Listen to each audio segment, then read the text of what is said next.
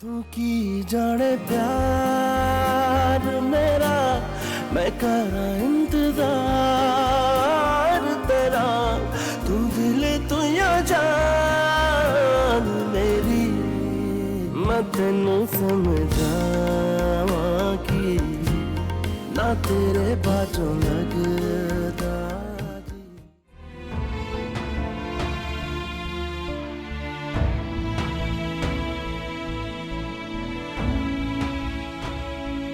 شب عروسی فقط یه بار میاد و شوهر میخواد زنشو تو اون شب خوشگل و مرتب ببینه.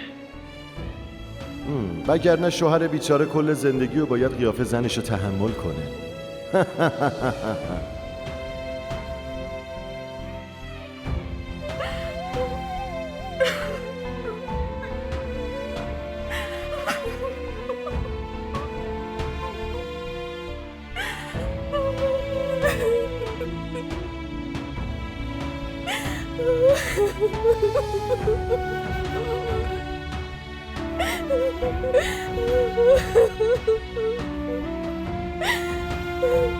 تو عقل و دلمو گرفتی.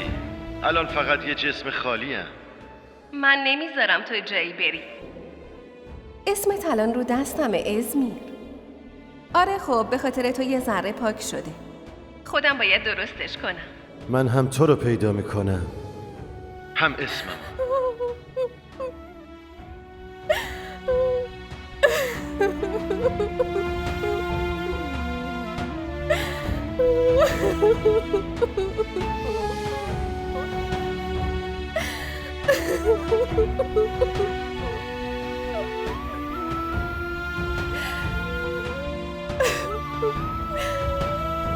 خدا بهتون صبر بده. راستی آدمای طبقه بالا خیلی سنگ دلن. نایلا میگفت زویا از روز فردای عروسی رفته سر کار. از دادگاه اخطار فرستاده. بعدم میگفت خدا همه رو از شر این دخترای درس خونده حفظ کنه. نایلا همش راجع به زویا یه چیزایی میگفت که اصلا نمیتونم به زبون بیارم. خیلی خوب خواهر. خداحافظ. خداحافظ. در پناه خدا. خداحافظ.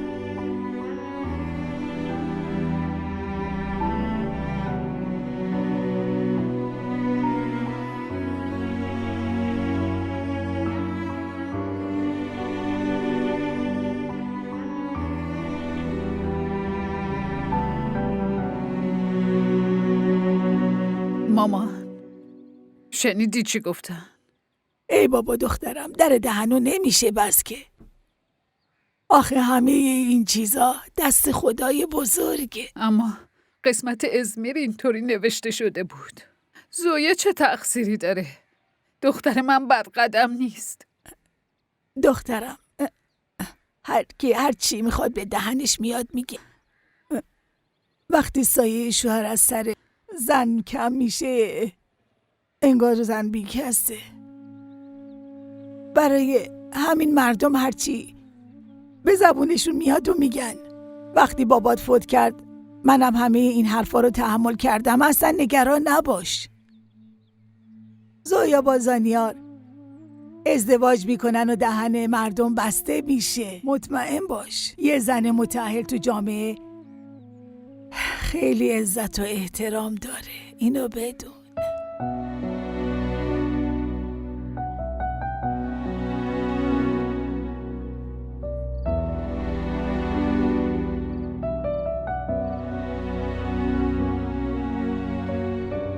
چرا مثل قهرمانای فیلم ها وسط در وایسادی؟ برو بشین قطارت داره میره. دلم نمیاد تو رو ول کنم برم. لطفا نگهم دار. عمرن خیلی ظالمی.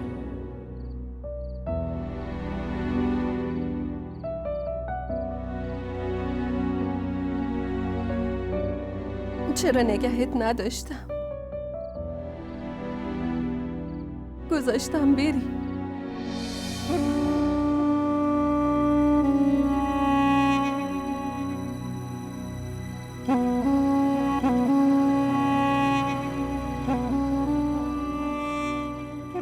برای اینکه عادت داری حرفتو به کرسی بشونی.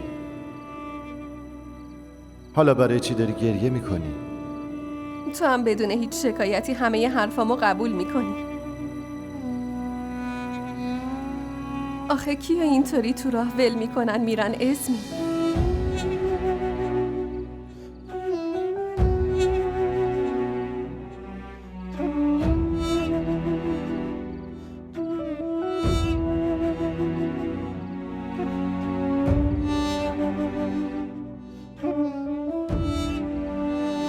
زویا، ها، داری با کی حرف میزنی؟ ازمیر.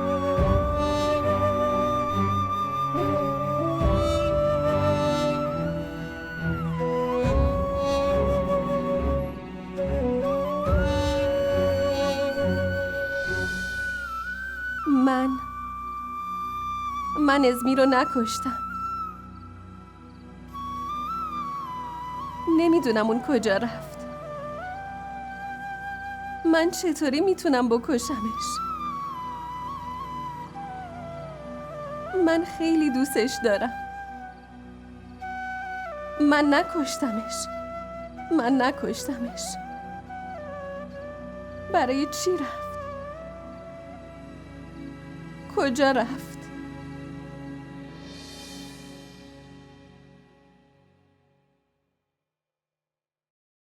بابا جان آب بخوری. نمیخوام. مامان جان کجاست؟ بیرونن. زویا رو بغل کردن، دلداریش میدن. بابا جان یه سوال بپرسم. بزرگای من غلط گفتن؟ بزرگا میگن که هر اتفاقی که توی زندگی مرد بیفته از پا قدم زنش میتونه باشه. شما یادتون نیست؟ بعد از ازدواج من با شهنواز چقدر تو کارخونه سود کرد؟ اما از میرمون چی شد؟ زویا جونشو گرفت.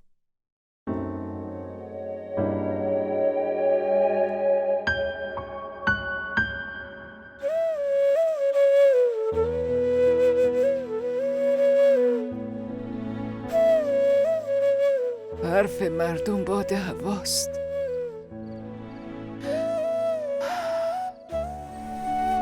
پول از پا قدم دختر میاد و بچه از پا قدم مرد به وجود میاد. اما آدمی هیچ اختیاری برای مرگ نداره.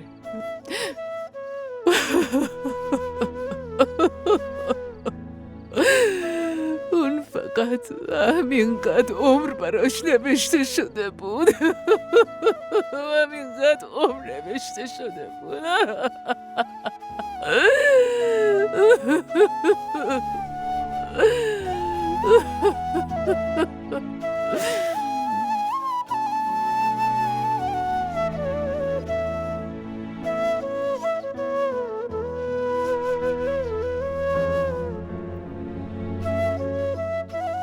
زویا،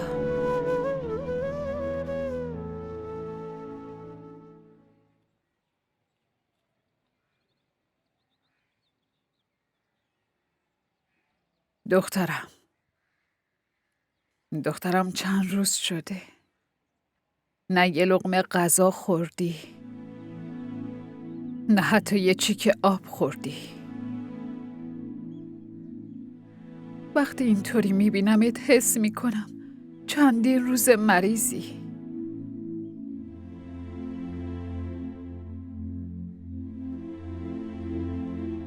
دخترم، وقتی یکی میمیره نباید باهاش بمیریم.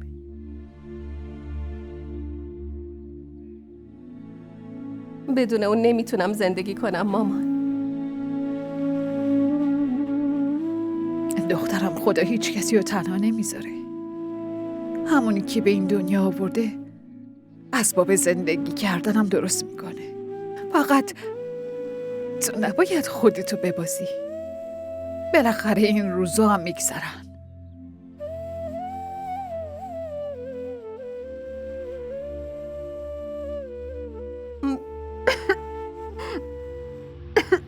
زویا، دخترم، الان باید حرف بزنی زانیار. الان تنور داغه. رحمت علی هم جواب منفی نمیده. اما مادر، من الان نمیتونم بیام اونجا، خیلی درگیر کارم. خب شهنازو بفرست. میفرستم. اما مامان، شما که اخلاقشو میشناسید. ممکنه خواستگاری رو به هم بزنه. تا حالا به خاطر اون به 4 تا خانواده جواب رد دادن. کی اخلاق شهنازو بهتر از من میشناسه؟ برای همین اینجا نشستم. وگرنه که خونه خودشو ول میکنه میاد خونه دومادش، ها؟ مامان، شما به چه حرفایی گیر دادین؟ نه بابا، حرف بی خود میزنم، چرت و پرت میگم. نه مامان، منظورم این نیست. میدونی چیه؟ اینجا به خاطر خواستگاری شهداد خیلی درگیرم. گوش کن زانیار، ببین چی میگم. الان خیلی مهمه که حرف شما دوتا یکی باشه. دیگه هر طور میلته. خدا حافظ. خدا حافظ مامان. کافیه. نمیخوام به هیچ کدوم از دلیلات گوش بدم. من نمیتونم اون دختر رو ببخشم. کسی که اول پسرمو تو روم وایسوند، الانم که پسرم اونقدر دور شده که هیچ وقت نمیتونم ببینمش. تا سر جنازه تحملش کردم، اما الان نمیخوام حتی قیافه اون دختر رو ببینم. اون حق نداره بیاد بالا. تو هم حق نداری دیگه بری پیشش.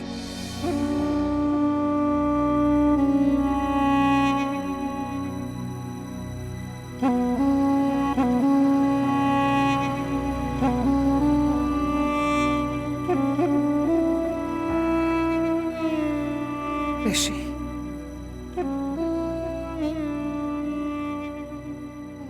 حالت خیلی بد شده دخترم. به بابات زنگ میزنم که دکتر بیاره بالا سرت. نمیخواد. دخترم چند روزه که حالت همین جوریه. خب باید بفهمیم چت شده. دکتر ببینتت میفهمه. خب مامان، لطفاً بشینین. میخوام باهاتون حرف بزنم.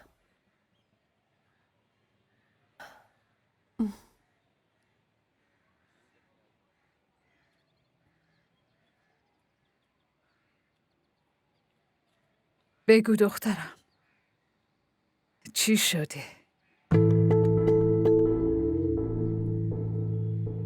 زویا، بگو دیگه عزیزم، چی میخوای بگی؟ مامان، چی شده دخترم؟ مامان،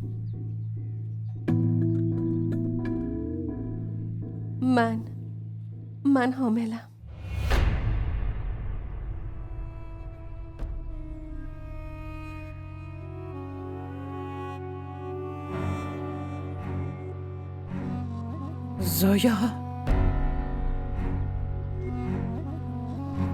زویا تو؟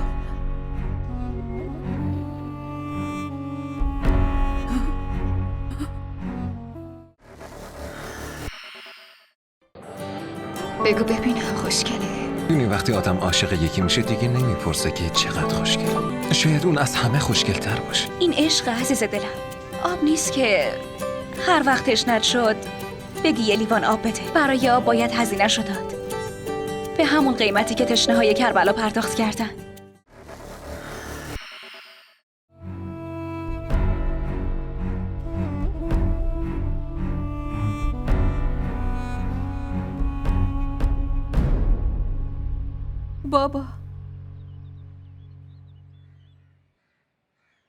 بابایی، بابا تو رو خدا حرفامو باور کنی. من هیچ اشتباهی نکردم. اشتباه نکردی، به همون ظلم کردی. خب پاداش اعتمادمونو دادی، آبرومونو بردی. نمیتونیم دیگه سرمونو بالا بگیریم. کاش که تو هم با اسمیر مرده بودی. مامان مگه من چیکار کردم؟ من و ازمیر عقد کرده بودیم. به کی اینا رو بگیم؟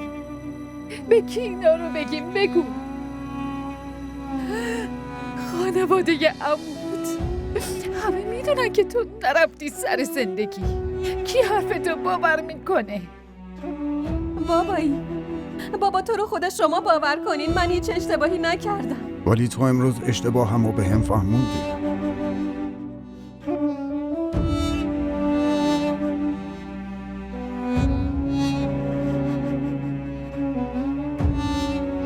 من بهت اعتماد کردم، با همه مخالفت کردم، برخلاف حرف مادرت گذاشتم بری. همه میگفتن دختر جوون و نفرست بره، اما فرستادمت. ولی تو چی کار کردی؟ بابا گناه من چیه؟ از اینجا برو، از جلوی چشمان دور شو. تو منو شرمنده کردی، از شرم سرمو خم کردی.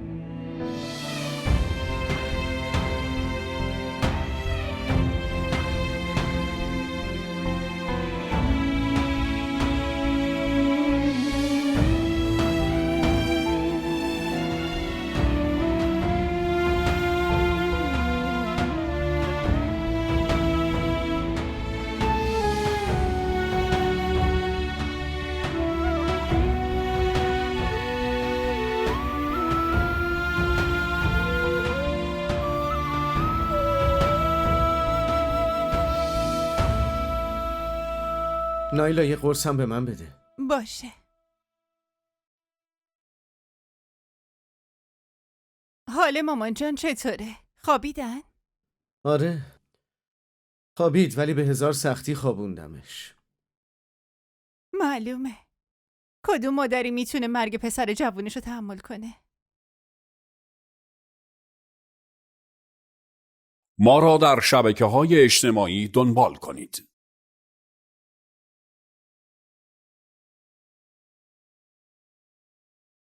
بابا جان گفته حق نداره زویا رو ببینه. بیشتر از همین ناراحته. چه ایرادی داره که زویا رو ببینه و دردشو باش تقسیم کنه؟ درد هر دوشون مشترکه.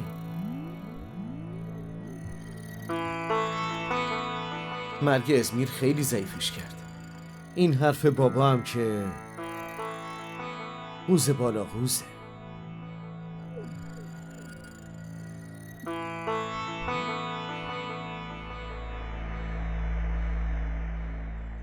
و همه اینا به خاطر توه نایلا. برای چی؟ من چی کار کردم؟ واسه اینکه تو بودی که تو گوش بابا خوندی که زویا قدمش نست. چه کار اشتباهی کردم؟ به خاطر زویا ازمیر مرد. خب زویا زن ازمیر بود. اون واقعا دوستش داشت. درخواست طلاقم زویا فرستاد، درسته؟ چرا تو اینو یادت رفته؟ عشق ازمیر یه طرفه بود. بعد زویا چی؟ زویا فقط میخواست یه جوری از دستش خلاص بشه. آجر چی داری میگی؟ میفهمی چی داری میگی؟ خدای من چی به سرمون اومده؟ مامان من خودمم نمیدونم چی شده، به خدا نمیدونم. بازم بچته، بفرست یه شهر دیگه، بفرست درس بخونه. این روزارم ببین، چند بار بهت گفتم این بچه رو نفرست یه شهر دیگه برای درس خوندن. برات مشکل ساز میشه، براش خواستگار نمیاد، ولی کو گوش شنوا دکتر بشه. حالا بفرما. اما مامان حالا چی میشه؟ من چه میدونم چی میشه؟ من دارم فکر میکنم که پسر زانیار چی میشه. آخ تازه زنگم زدم گفتم شهناز بلند شه بیاد، با هم میان. غلطی کردم. مامان اگه زویا با پسر زانیار عروسی کنه چی؟ چی؟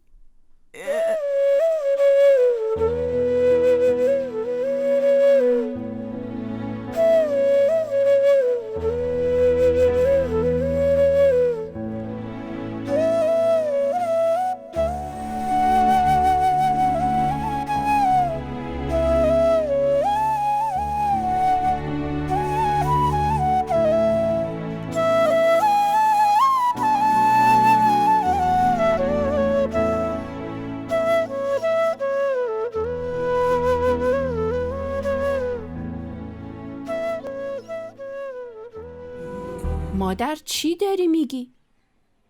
آخ، منم تو همین فکر بودم این هاجر و داداشش رحمت چی شد یه دفعه این ازدواج رو قبول کردن، با اینکه حتی نمیخواستن اسم پسرمم بشنون.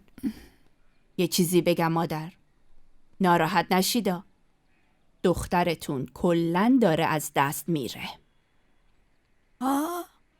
من شرمندم، ازدواج اینطوری نمیخوام، منو ببخشید. پسرم کم درس خونده است اما بی غیرت نیست.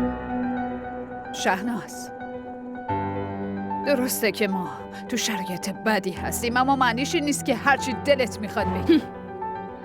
دختر شما یه کاری کرده که بایدم از مردم حرف بشنویم. ازمیر شوهرش بوده، گناه که نکرده. خیلی خوب باشه، ازمیر که عمرش به دنیا نبود، اما پدر مادرش که سالمن، میتونن بچه‌شو بزرگ کنن.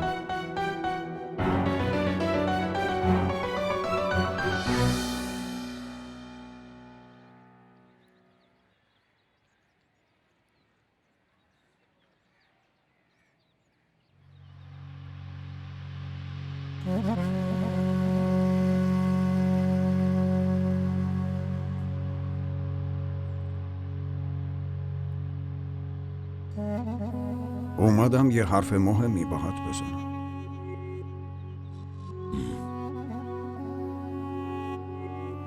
ازمیر دیگه تو این دنیا نیست، اما دختر من زویا هنوزم دوستش داره، هنوزم دوستش داره.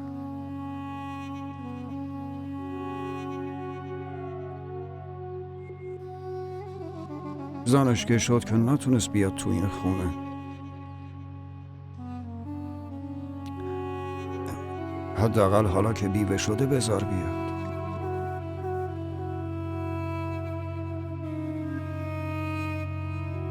اون الانم عروست نعمت. وقتی پسرم نیست چه لزومی داره عروسمو بیارم تو این خونه؟ لازمه نعمت.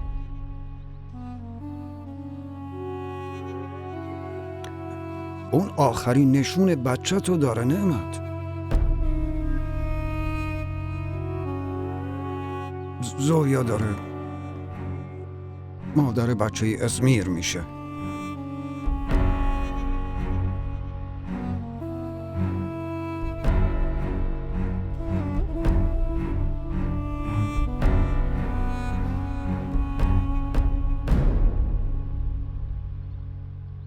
شهنواز، کجا داری میری؟ با من بیا. چه خبر شده؟ آروم باش، مگه جنگی؟ جنگ نشده، قیامت شده. هاجر خانم و آقا رحمت اومدن پیش بابا جان. اگه خبری که دارم و بهت بگم و بیهوش میشی. با هم بیا. دارم میگه با هم بیا. باشه بابا. حواست هست؟ میفهمی داری چی میگی؟ من میفهمم دارم چی میگم. حقیقت همینه. نه خیر، این غیر ممکنه. ما خودمون عقدشون کردیم نعمت. ما هممون اونجا بودیم. اونا زن و شوهر بودن. فقط به خاطر لجبازیمون نذاشتیم اون دوتا با هم زندگی کنن.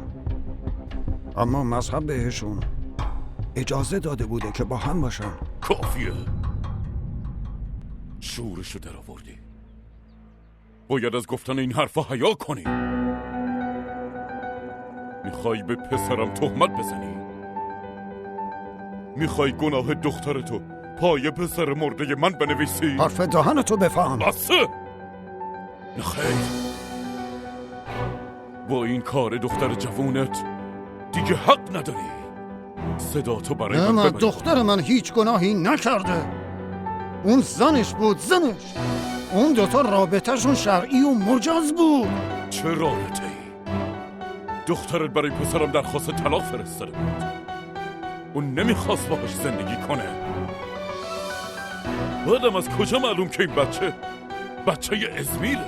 نه آقا داداش، اون همچین چیزی نمیخواست. همه چی تقصیر من. بسه! شماها خیلی گفتین، منم خیلی شنیدم. قبل از اینکه یادم بره شما از من بزرگتری، از اینجا برید. برید از اینجا. پسرم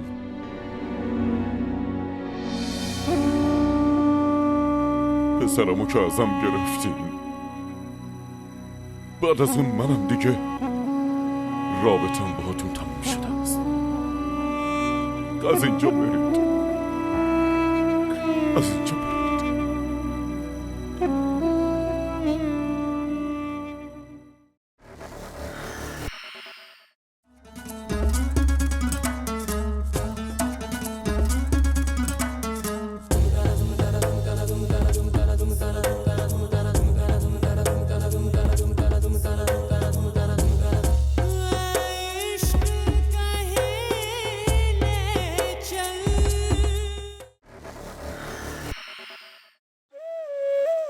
عمو نعمت، به خاطر خدا لطفاً حرفمو باور کنین.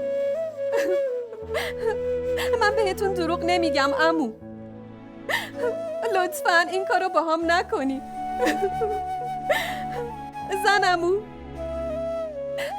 زنمو نغمه، شما که دیگه حرفمو باور میکنین. شما که میدونین من نمیتونم دروغ بگم. زنمو این بچه برای ازمیره.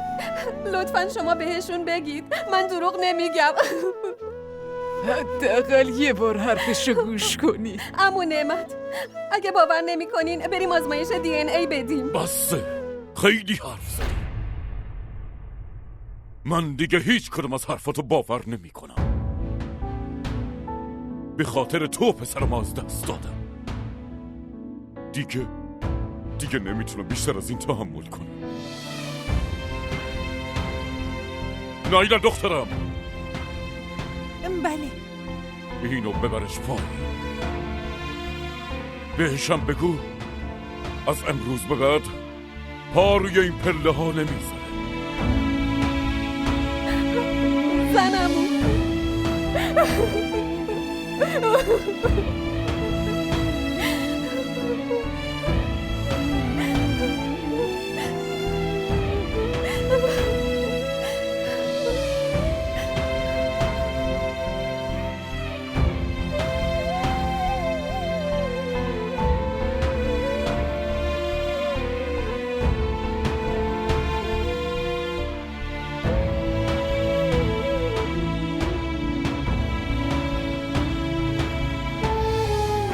یه چیزی بپرسم زویا؟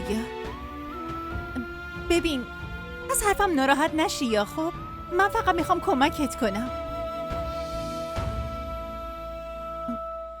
این بچه برای کیه؟ منظورم اینه که به جز از میر که کس دیگه تو زندگیت نیست ها؟ ببین، میتونی به هم اعتماد بکنی. من به کسی نمیگم. من فقط میخوام کمکت بکنم. من نیازی به کمک شما ندارم.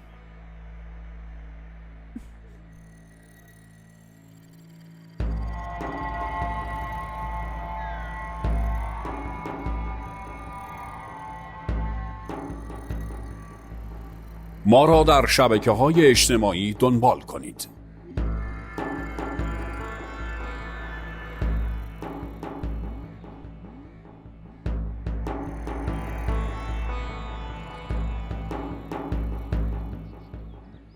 همون خره پالونش عوض شده. سرکار خانم هنوزم که هنوزه افادهشو داره. این دسته گل بچه خواهرته. من بیام آبروی خودمو ببرم با گرفتن همچین دختری؟ حالا چه آبرویی داری؟ چی؟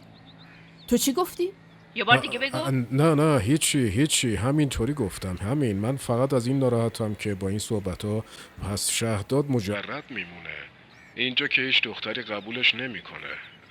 یه زویا مونده بود که اونم از دست رفت. بالاخره یه دختری پیدا میشه. از کجا پیدا میشه؟ آخه آقا پسرت مگه جایم درست کار میکنه؟ با صاحب کار جدیدش هم که دعوا شده و کارشو ول کرده، تو خونه لم داده. خاک به سرم. مگه از اونجا هم اومد بیرون؟ آوازه کارنامه خراب پسر تو زبون تیز تو به گوش همه رسیده. یه آدم درست و حسابی هم که به همون دختر نمیده. شهناز خانوم، من که میگم آرزوی عروس آوردن از سرت بیار بیرون. خوبه بس کن. دلم به هم میگه که اون داره راست میگه. مگه عقلتو از دست دادی؟ ببینید، فقط یه بار دلتون رو صاف کنید و به این موضوع فکر کنید. ببینید، خیلی هم غیر ممکن نبود که ازمیر تو کراچی ببینتش. این که توی شهر دیگه زویا یکی دیگر رو دیده باشم غیر ممکن نیست. ممکنم هست که شما عادت کردین سر هر حرف کوچیکی احساساتی بشین. چرا انقدر دلت سنگ شده؟ باشه، اگه حرفشو باور نمی کنید، خب اون آزمایشی که میگفت و انجام بدید ببینیم. از همون میتونید بفهمید که اون بچه ازمیر هست یا نه. نعمت علی اونقدر بیچاره نشده که بخواد رو جواب آزمایش حساب کنه. برای اینکه خون خودشم بشناسم نیاز به هیچ آزمایشی نداره. از امروز به بعدم در مورد این موضوع هیچ حرفی نشنوم.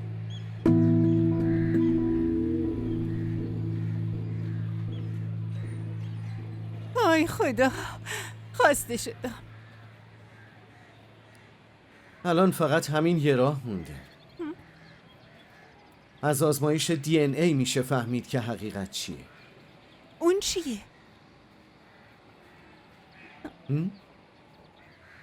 همین که الان میگفتی DNA.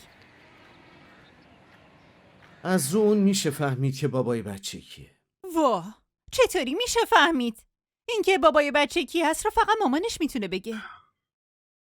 نایلا خانم، علم پزشکی خیلی پیشرفت کرده. همه چی رو میشه فهمید. اینجوری علما برم به درک. میان تو مسائل خصوصی آدم ها دخالت بکنن. البته یه چیزی هم هست. اگه زویا خودش داره میگه آزمایش DNA بده، پس یعنی دروغ نمیگه. تو مامان جان خیلی سریع حرفای زویا رو باور میکنی. شما چرا یادتون میره که زویا خودش دکتره؟ یه دکترم راحت میتونه جواب آزمایش رو عوض بکنه، درسته؟ تازه‌شم آدم برای این که یه دروغ رو بپوشونه 100 تا دروغ میگه. بعدم این درس خونده ها واسه این چیزا خیلی خوب مغزشون کار میکنه. آدمای معصومی مثل ما که از این کارا بلد نیستن. خودی توبه. شب بخیر.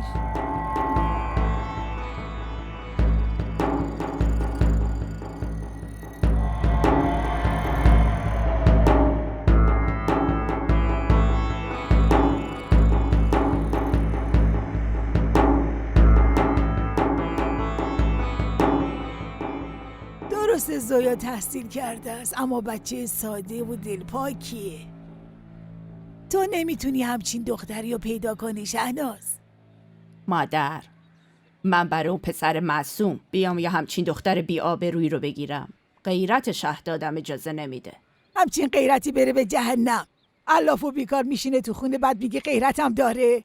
از خونه دورم، اما از همه چی خبر دارم. خبرهای شهدادم به هم میرسه. شنیدم که بازم کارشو ول کرده و بیکار و بیار میچرخه. آخه چقدر شغلشو عوض میکنه؟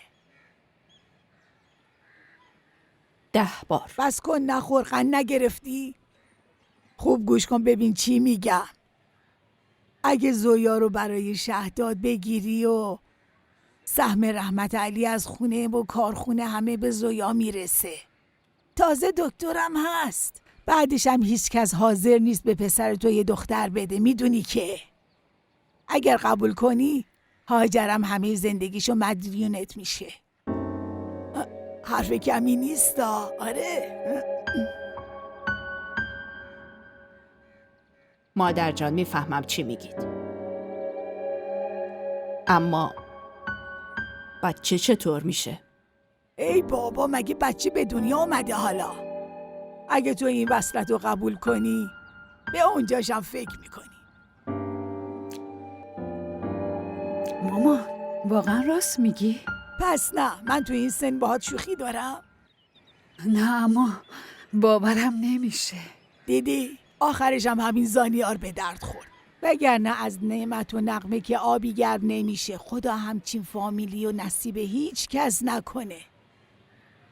باشه مامان، من برم از شهناز تشکر کنم. لازم نیست. آدم به کسی احترام بذاره که بتونه هضمش کنه.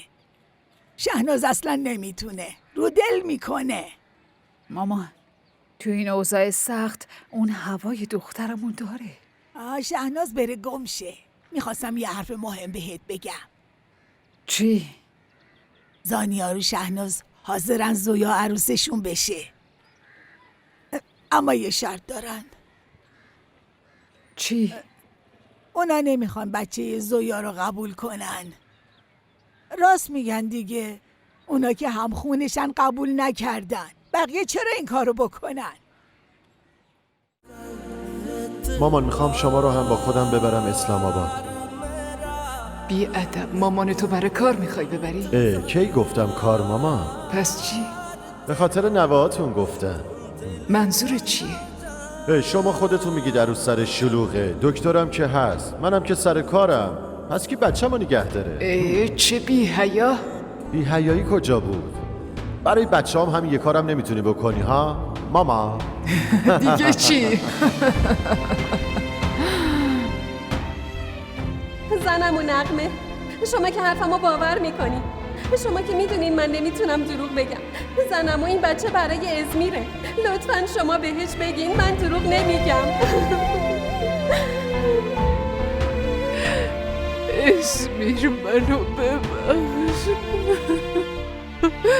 من نمیتونم هیچ کاری برای بچت کنم.